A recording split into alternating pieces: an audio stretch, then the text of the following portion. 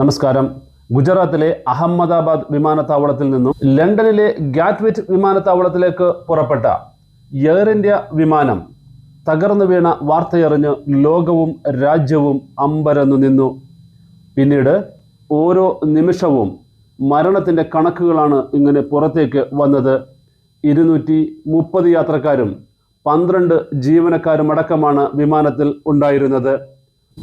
ഉച്ചയ്ക്ക് 1:39 പറന്നുയർന്ന വിമാനം 32 സെക്കൻഡുകൾക്കകം തൊട്ടടുത്ത BJ മെഡിക്കൽ കോളേജ് വളപ്പിലേക്ക് തകർന്നു വീണു. നിമിഷങ്ങൾക്കകം വിമാനം ഒരു തീഗോളമായി മാറി.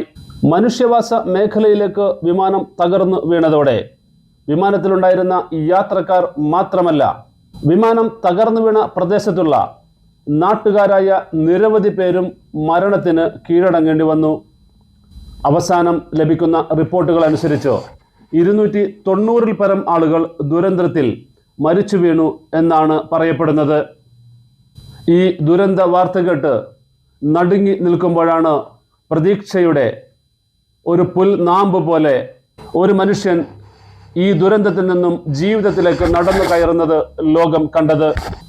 ലണ്ടനിൽ IT പ്രൊഫഷണലായ ഇന്ത്യൻ വംശജനും ബ്രിട്ടീഷ് പൗരനുമായ വിശ്വാസ് കുമാർ തൻ്റെ സഹോദരനൊപ്പമാണ് അദ്ദേഹം ഈ വിമാനത്തിൽ കയറിയത്. വിമാനം അപകടത്തിൽപ്പെടുകയാണ് എന്ന് മനസ്സിലായതോടെ പെട്ടെന്ന് തന്നെ താൻ സീറ്റ് ബെൽറ്റ് അഴിച്ചു. എമർജൻസി വാതിലിനടുത്താണ് ഇരുന്നത് കൊണ്ട് അതിവേഗം ഈ വാതിലിലേക്ക് എത്താനും കഴിഞ്ഞു. വിമാനം കെട്ടിടത്തിൽ ഇടിച്ച് തകരുന്നതിന് മുൻപ് എമർജൻസി വാതിൽ തുറക്കപ്പെടുകയും ഇദ്ദേഹം ആ വാതിലിലൂടെ തെറിച്ച് പുറത്തേക്ക് വീഴുകയും ചെയ്തുവെന്നാണ് കണക്കാക്കപ്പെടുന്നത്. ഇതിനെ കേവലം അത്ഭുതം എന്ന് മാത്രം പറയാനാവില്ല. അത്യത്ഭുതകരമായ ജീവിതത്തിലേക്കുള്ള തിരിച്ചുവരവ്. വിമാന ദുരന്തത്തിന്റെ വാർത്തകൾ ദൃശ്യമാധ്യമങ്ങൾ ഇങ്ങനെ പുറത്ത് വീടുന്നതിനിടയിലാണ് ഇദ്ദേഹം പതുക്കെ രക്ഷാപ്രവർത്തകർക്കൊപ്പം ഇങ്ങനെ മുടന്തി നടന്നു നീങ്ങുന്ന കാഴ്ച ലോകം TV മാധ്യമങ്ങളിലൂടെ കാണുന്നത്. ഒരു നിമിഷം ഇത് വാർത്താ ലേഖകർക്ക് പോലും വിശ്വസിക്കാനായില്ല.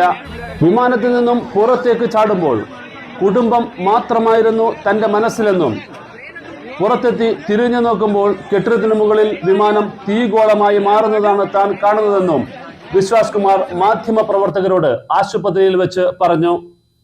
വീഴ്ചയിൽ കണ്ണിനും നെഞ്ചിനും കാലിനും നിസ്സാര പരിക്കുകൾ മാത്രമേ ഇദ്ദേഹത്തിനുള്ളൂ. Ahmedabad police commissioner GS Malik ഇദ്ദേഹത്തെ വിശേഷിപ്പിച്ചത് യോദ്ധാവ് എന്നാണ്. ലണ്ടനിൽ സ്ഥിര താമസമാക്കിയ ഇദ്ദേഹം ബന്ധുക്കളെ സന്ദർശിക്കാനാണ് കഴിഞ്ഞ ദിവസം ഇന്ത്യയിലെത്തിയത്. അപകടത്തിൽ മരണപ്പെട്ട ഗുജറാത്ത് മുൻ മുഖ്യമന്ത്രി വിജയ് രൂപാണിയുടെ തൊട്ടടുത്താണ് ഇദ്ദേഹവും ഇരുന്നിരുന്നത്. ഇത്തരം വലിയ ദുരന്തങ്ങൾ ഒരുപക്ഷെ താങ്ങാനാവാത്ത വിധം മനുഷ്യ മനസ്സുകളെ ഇങ്ങനെ വേദനിപ്പിക്കുമ്പോഴും ജീവന്റെ ഒരു പുൽനാമ്പ് ജീവിതത്തിലേക്ക് തിരിച്ചു വരുന്നു എന്ന വാർത്ത നമുക്ക് ചെറിയൊരു ആശ്വാസം പകരുന്നതാണ് എന്ന് പറയാതിരിക്കാനാവില്ല.